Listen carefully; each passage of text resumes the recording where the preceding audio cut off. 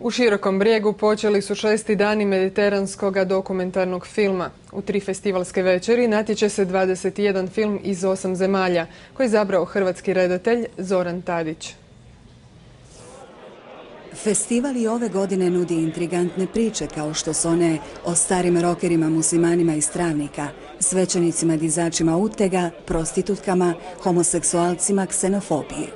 Ljudi imaju tu predrasudu da je ovo vrlo konzervativna sredina, da ljudi ne prihvaćaju ni homoseksualizam, ni drugačiju kulturu, ni drugačiju religiju.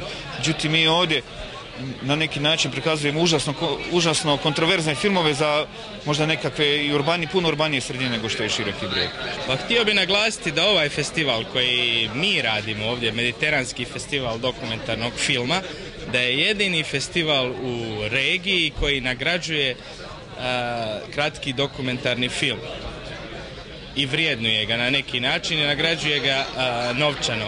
Osobitu pozornost prve festivalske večeri pobudili su filmovi Asim Frimene Rusimira Gačevića, Maratonac Petra Krelje, te dokumentarističke filmske priče iz Libanona i Italije o unutarnjem i vanjskom egzilu. U revijalnom dijelu programa prikazan je film Don Seada Đikića, koji govori o svećeniku Anti Lediću iz Hrvatske Kostajnice, koji i nakon zastrašujućeg zločina nad hrvatskom obitelji Anđelić svoje vjernike poziva na molitvu za ubojičinu dušu.